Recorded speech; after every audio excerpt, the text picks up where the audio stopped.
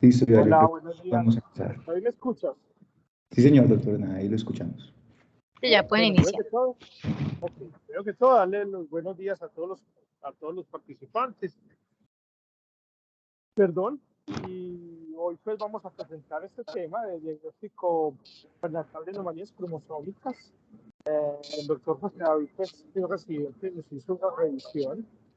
Pues yo sé que los residentes ya lo han visto, pero pues no solamente están los residentes, también están los estudiantes, los internos y los residentes de primer año, en el cual el objetivo es como qué exámenes se pueden pedir, cuál es su objetivo, pues, cuáles son sus características y en qué momento se debe considerar la prueba de esta. José David, entonces comienza. Listo, doctor, muchas gracias. Entonces, bienvenidos a todos a la charla de seminario general. El día de hoy, como lo mencionó el doctor, vamos a revisar el tema de diagnóstico prenatal de anormalidades cromosómicas. Mi nombre es José David Rodríguez Castro, residente de primer año, y fui asesorado y acompañado por el doctor Hernán, a quien le agradezco. Bueno,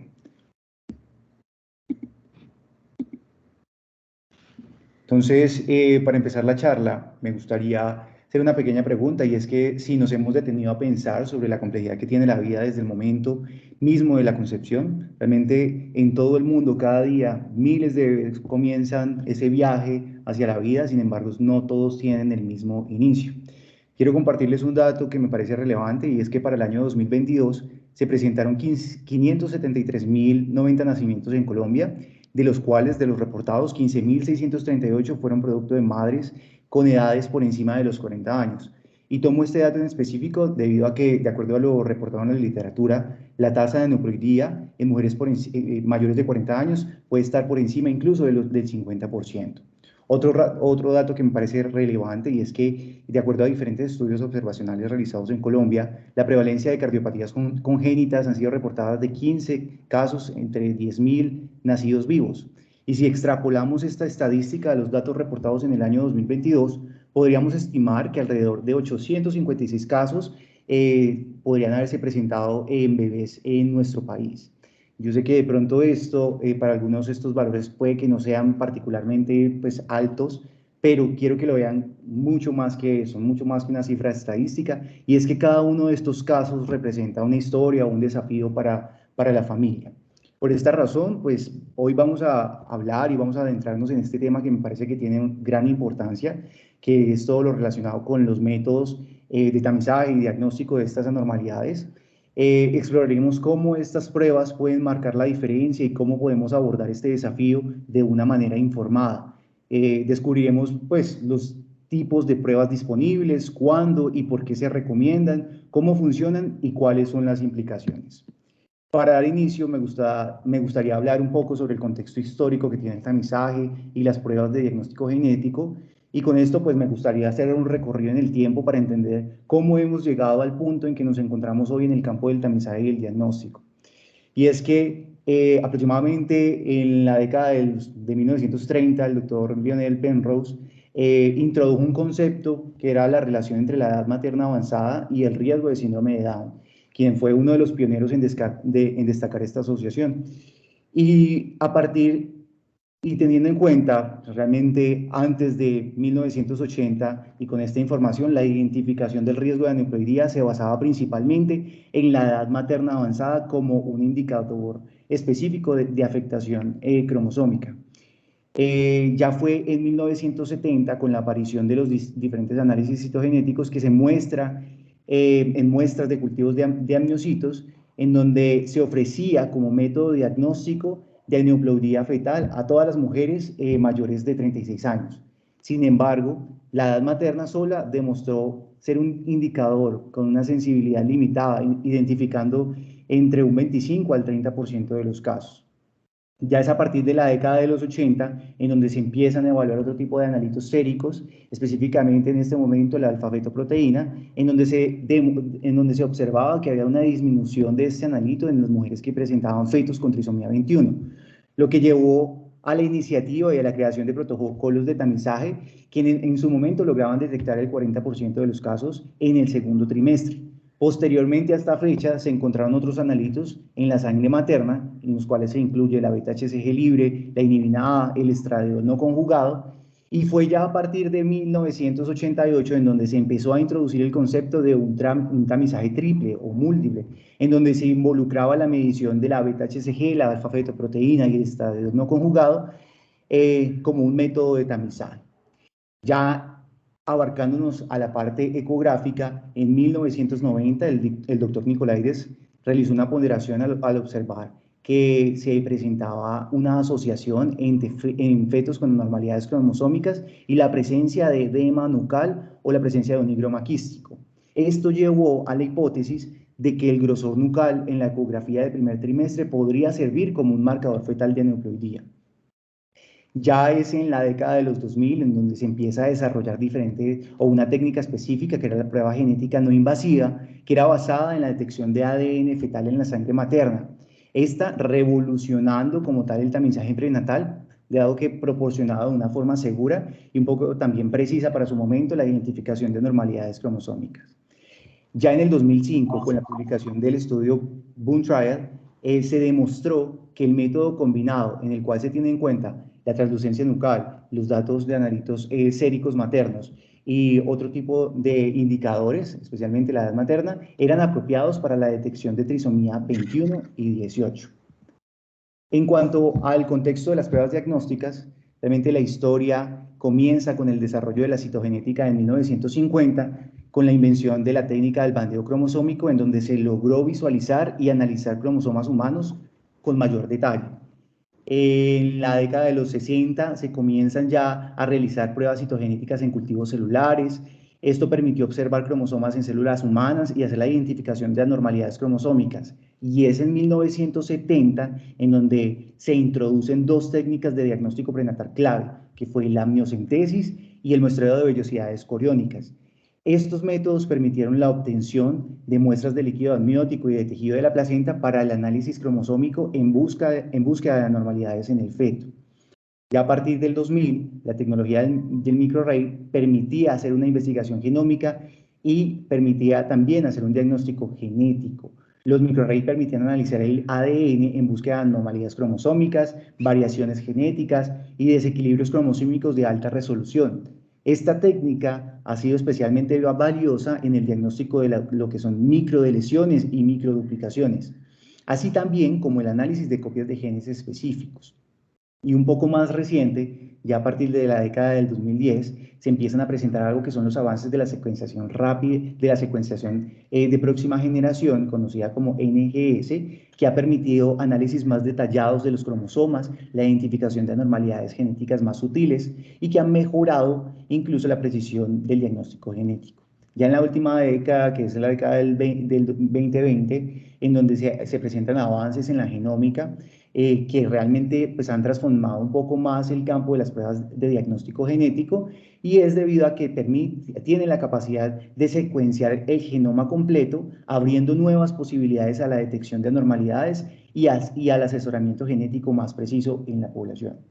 En resumen, y con esto quería llegar a que las pruebas diagnósticas han experimentado avances significativos en las últimas décadas y desde las primeras observaciones de los cromosomas hasta un punto en donde ya tenemos una secuenciación completa del DNA.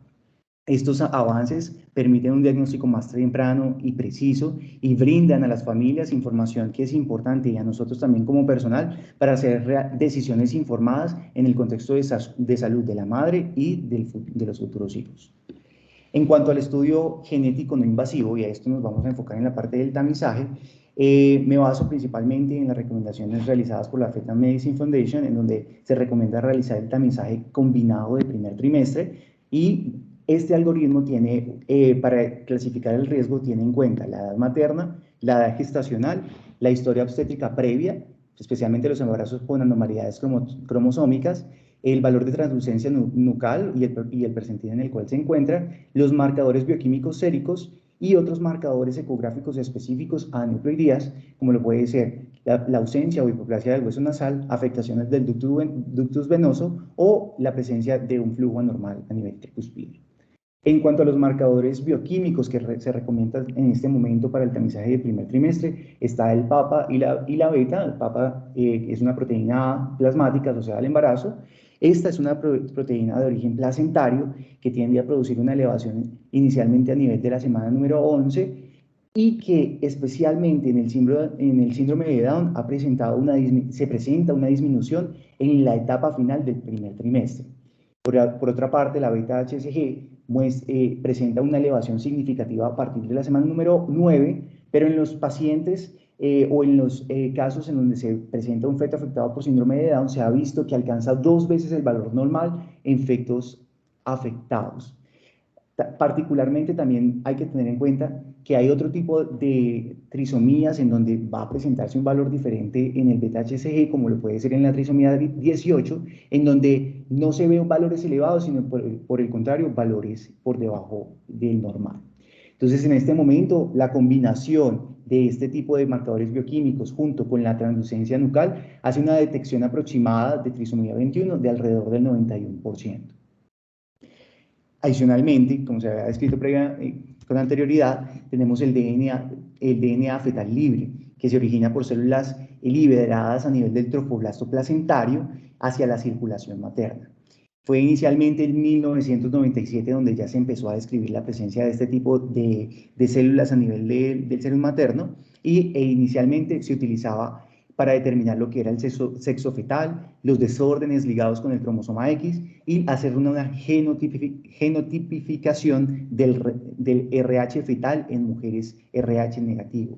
Actualmente se cuenta como una opción de tamizaje, especialmente de aneuploidías comunes para trisomía y se ha encontrado una tasa de rendimiento diagnóstico por encima incluso del 98% para la trisomía 21, 18 y 13. Hay que tener en cuenta que este DNA fetal libre se empieza a liberar a partir de la semana número 9 o 10 de gestación y comprende casi del 3 al 13% del total de las células libres en sangre maternas, incrementando con el paso de la gestación.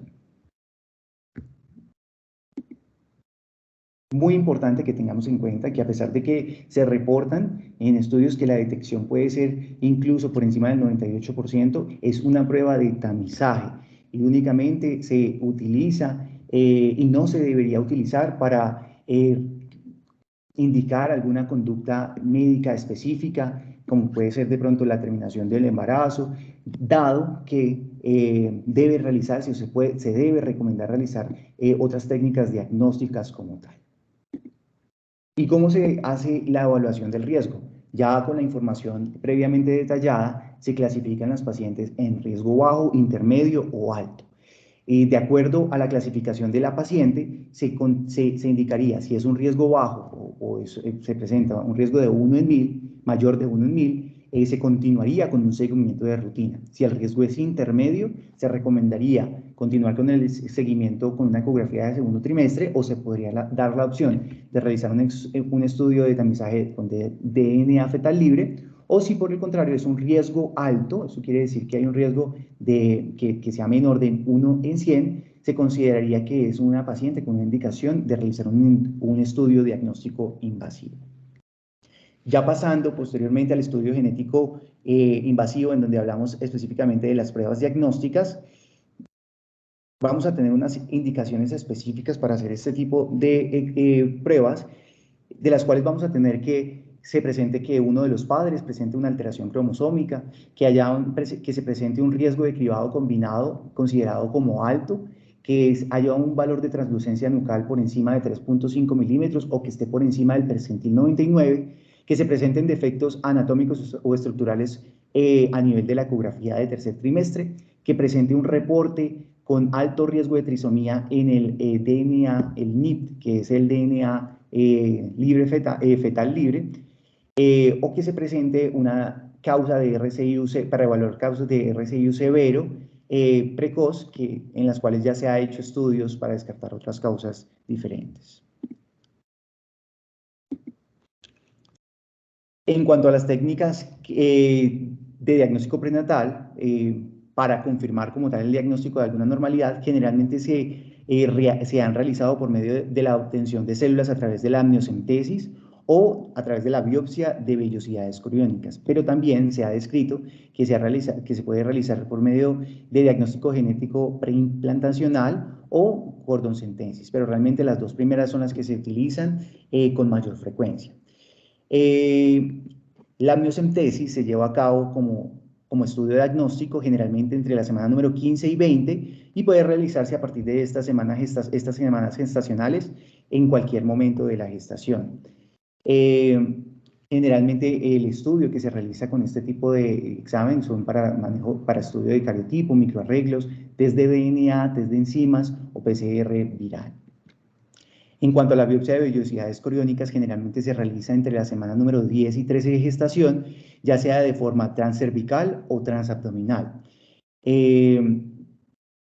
Son estudios que también pueden dirigirse para la evaluación de cariotipo, microarreglos o test de DNA.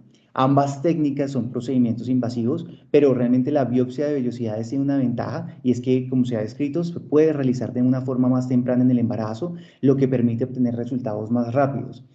Sin embargo, es importante que mencionemos que si en la imagen ecográfica el amnion y el corion no se han fusionado, el procedimiento podría posponerse debido a que hay una probabilidad un poco mayor de no obtener una suficiente muestra.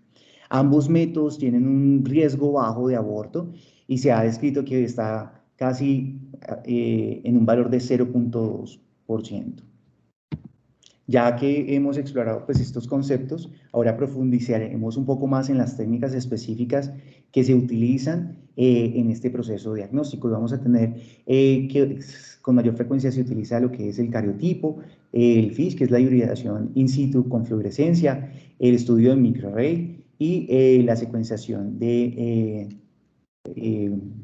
nueva generación. Entonces empezaremos hablando primero con lo que respecta al cariotipo, y el cariotipo pues, es una técnica de diagnóstico genético establecida y ampliamente utilizada, especialmente en el territorio colombiano, en la cual se hace una observación y análisis de cromosomas en una muestra de células del feto, en donde se obtiene una muestra que generalmente se toma a través de amniocentesis o a través de la biopsia de vellosidades coriónicas y se cultivan las células para más adelante observar los cromosomas en un microscopio.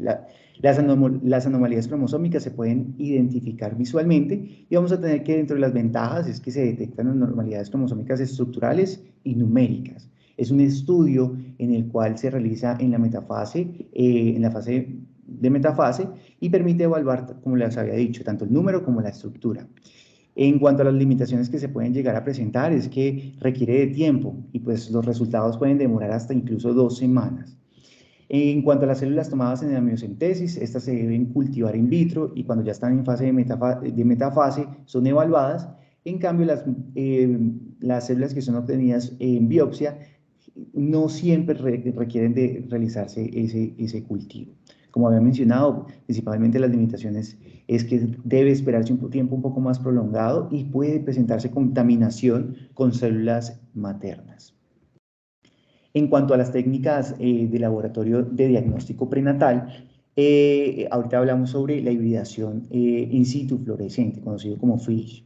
Este es una técnica en donde se utilizan sondas de DNA fluorescente para identificar secuencias de interés en los cromosomas. Es un método molecular muy utilizado, dado que podemos hacer un diagnóstico un poco más rápido. Es diseñado inicialmente para lo que son la trisomía 13, trisomía 18, 21 y alteraciones de cromosoma X y Y, en donde se llegan a presentar resultados incluso de 24 a 48 horas. Como les había comentado, se envían unas ondas específicas que hibridan el DNA y se puede visualizar a nivel de microscopio. En cuanto a las limitaciones, es un estudio en donde se pueden enviar señales difusas con una interpretación que es difícil. Se necesita una sonda específica para hacer la interpretación. No es un estudio que es tan complejo como el cariotipo y no detecta todas las anormalidades genéticas y por esta razón se considera que el FISH por sí sola no debe ser una prueba diagnóstica definitiva y que generalmente debe requerirse un análisis cromosómico en metafase, como lo puede ser el cariotipo, o adicionalmente debe estar acompañado de un estudio de microarray cromosómico o que presente hallazgos clínicos, ya sea ecográficos también, consistentes con un síndrome o una patología en específico.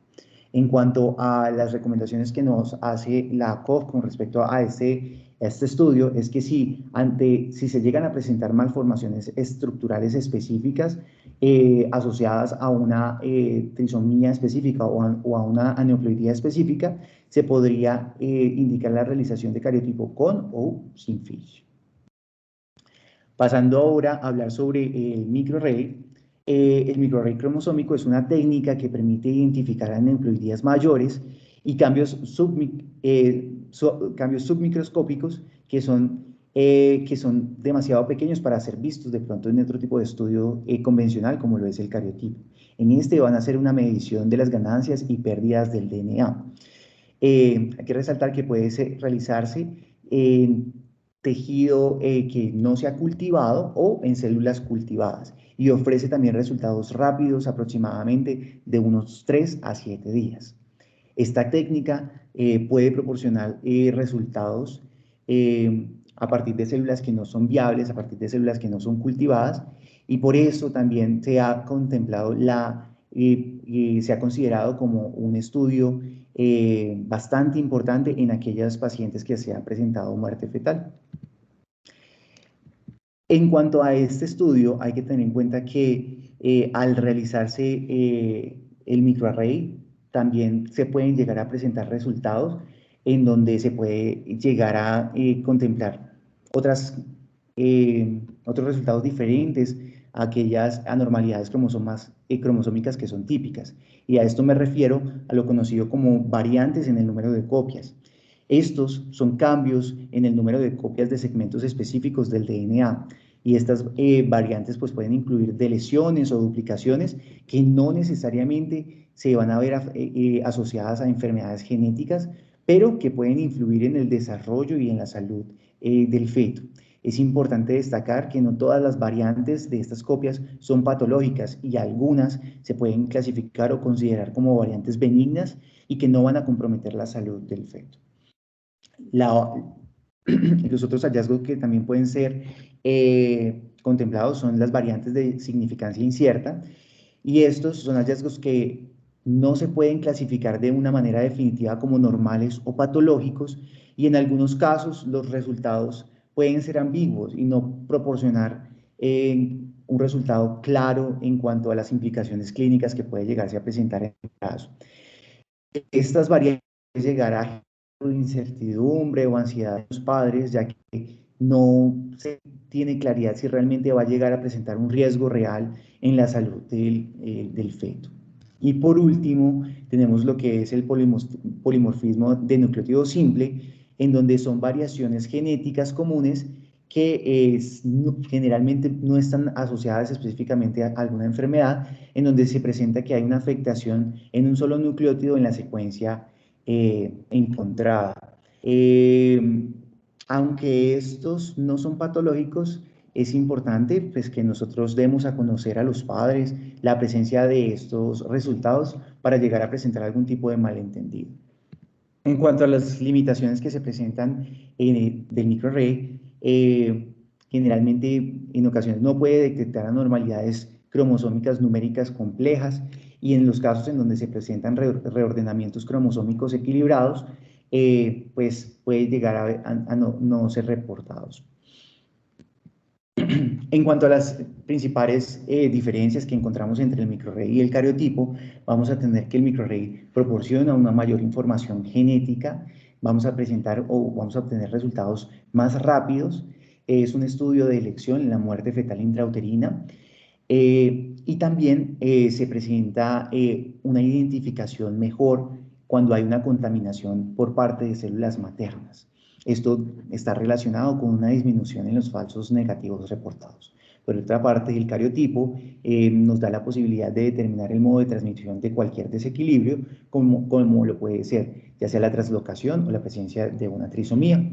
Las indicaciones descritas para el estudio de microarray, entonces tenemos que sean fetos con anomalías estructurales, en el estudio también de una muerte fetal, en casos en donde se presentan translucencias nucleares que se encuentran aumentadas, también para la confirmación de un síndrome de microdeleción, o en los casos en donde ya se ha descartado otras causas de oligohidramios y polihidramios y se considera realizar un estudio complementario.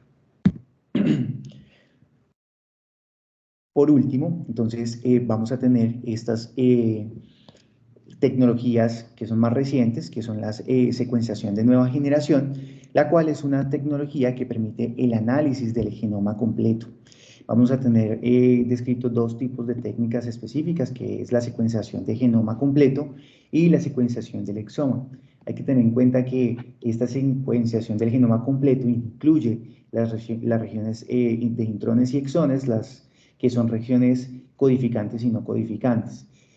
Dado de que estas regiones de intrones, que son las zonas no codificantes, tienen una relevancia que es realmente pequeña en el contexto clínico, y pues realmente el costo de este estudio de genoma completo es un poco más elevado. En este momento se enfoca principalmente en la realización de la secuenciación del exoma, dado que tiene una mejor relevancia clínica y se puede hacer una aplicación mejor en la atención del paciente. En cuanto a este tipo de estudios, se podría considerar que permite unificar todos los estudios recomendados, y es porque podemos tener una alta precisión y una capacidad de detectar una amplia gama de anormalidades genéticas y proporcionar una información detallada sobre el genoma fetal. Se ha visto Finder no permite hacer eso con Siri. Se ha visto que la secuencia, se ha visto cierta utilidad específicamente en los pacientes que presentan enfermedades moleculares hereditarias que son complejas, específicamente que presentan un fenotipo que puede ser heterogéneo o con una diversidad de genes diferentes implicados, en aquellas mutaciones que también pueden ser muy pequeñas y puntuales, o en aquellas en donde no se ha determinado, no se ha evidenciado o detectado la ganancia y pérdidas en el material cromosómico con otros estudios. Sin embargo, a pesar de que son estudios que tienen este tipo de ventajas, las principales limitaciones es que son de mayor costo y complejidad en comparación con las otras pruebas. Y es por esto que el Colegio de Ginecología Obstetricia y la Sociedad de Medicina Materno-Fetal no recomiendan el estudio de estas pruebas de uso rutinario, debido a que todavía faltan suficientes datos y estudios de validación. En cuanto a las limitaciones específicas de esto, como les había dicho, no es capaz de detectar grandes reordenamientos, el costo es elevado y también el análisis es un poco más laborioso y tiene un tiempo de respuesta un poco más elevado. Finalmente, teniendo en cuenta ya unas consideraciones especiales, me gustaría hablar sobre las infecciones virales crónicas. Y es que crece la duda si realmente en este tipo de infecciones se podría utilizar o no este tipo de métodos diagnósticos, y lo que nos dice la literatura es que en casos en donde se presenta infección por hepatitis B, se ha llegado a presentar en pacientes que presentan cargas virales altas o que presentan un reporte de antígeno E positivo para hepatitis B, se puede llegar a presentar un riesgo mayor en cuanto a la transmisión después de la amniocentesis. En casos de hepatitis C, la evidencia es un poco más limitada, pero sin embargo parece que el riesgo es un poco menor. Y en cuanto a los casos de infección por VIH, se ha visto que en las pacientes que presentan conteo, una carga viral que es baja o es indetectable, realmente la transmisión es muy baja, por lo cual se recomienda iniciar el tratamiento antirretroviral desde el momento en que es diagnosticado, y se puede posponer el procedimiento hasta que se presente una carga viral que es indetectable.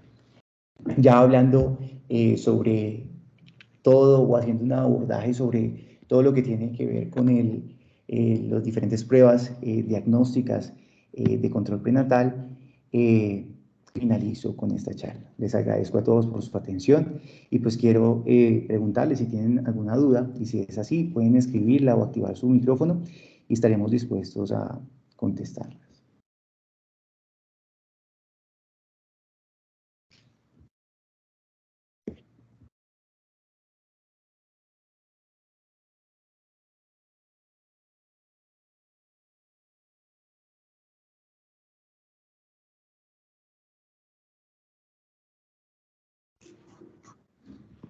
José, buenas noches.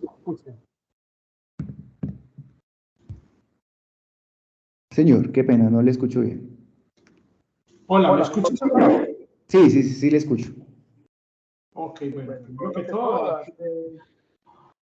felicitaciones por esta charla que nos pudiste resumir pues, de manera adecuada, que es una manera muy pues, un poco compleja de entender. Segundo, pues también entendí que tenías un problema familiar y pudiste pues, sacar este tiempo.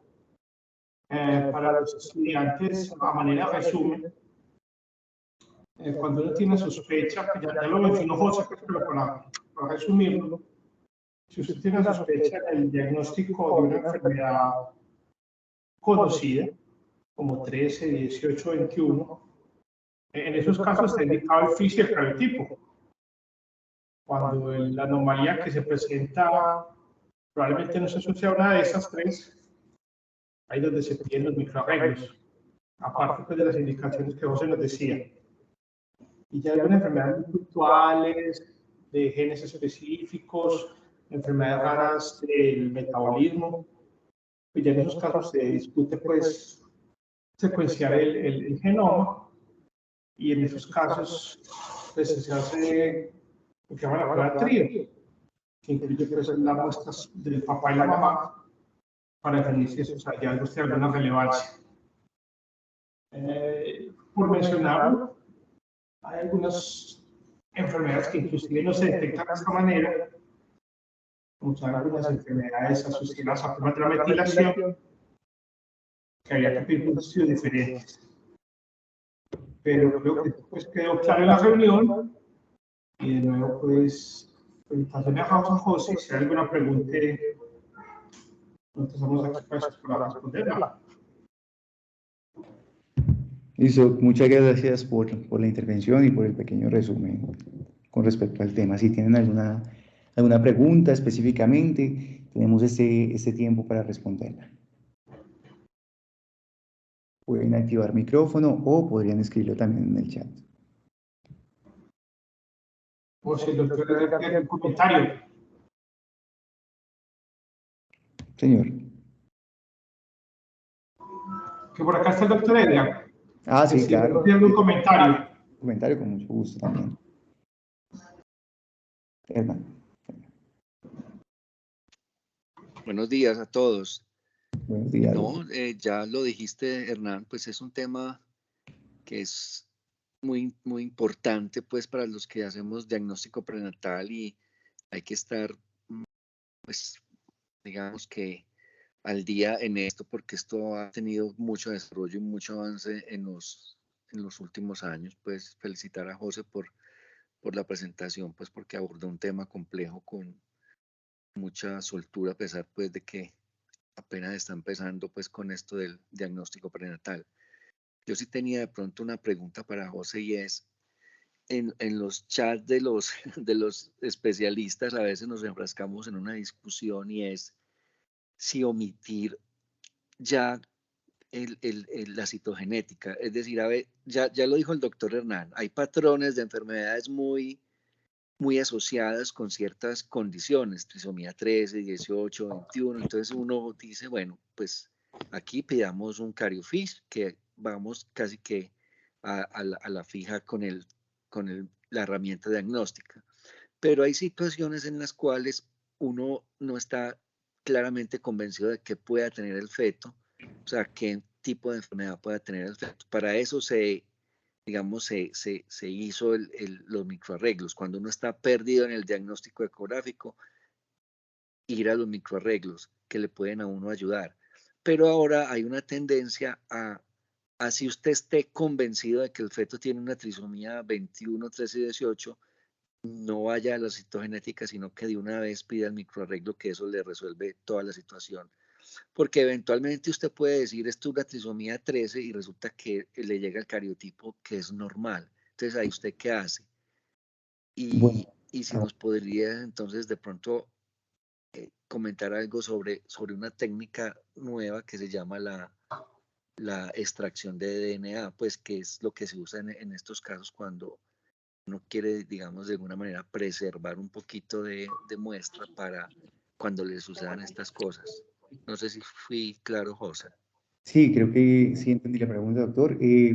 Realmente ahorita las recomendaciones van más enfocadas a darle más importancia al estudio de microarreglos y como usted lo menciona, muchos casos en donde de pronto se tiene una sospecha de algún tipo de anormalidad cromosómica, puede llegar a presentar incluso un reporte de cariotipo normal, pero se ha visto que incluso realizando este tipo de estudio, que es el microarray, se ha presentado un diagnóstico adicional del 6% o 7% de otro tipo de anormalidades, incluso presentando un cariotipo normal. Entonces, la recomendación que encontré principalmente se basaba a que, a menos de que usted esté muy seguro de que lo que tiene el paciente, ya por diagnóstico, por hallazgos ecográficos, o que tenga una anomalía que puede ser muy específica a la trisomía 21, que tenga un caso de que el paciente tenga una atresia duodenal o que tenga una malformación cardíaca atrioventricular, mandar un cariotipo. Pero si realmente se sospecha, pero realmente no se tiene completa claridad, se le ha dado mucho más importancia y las recomendaciones van específicamente es a que si usted va a realizar una prueba de estudio diagnóstico, siempre se ha acompañado principalmente por el microcromosómico. No sé si va a la respuesta a la pregunta que usted mencionó.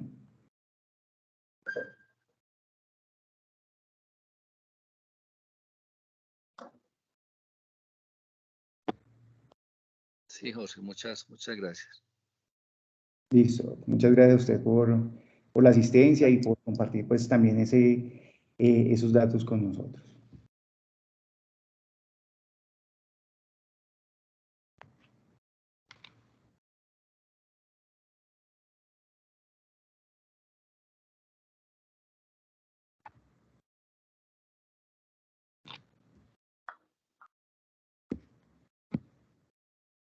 Listo, veo que en el chat no hay preguntas.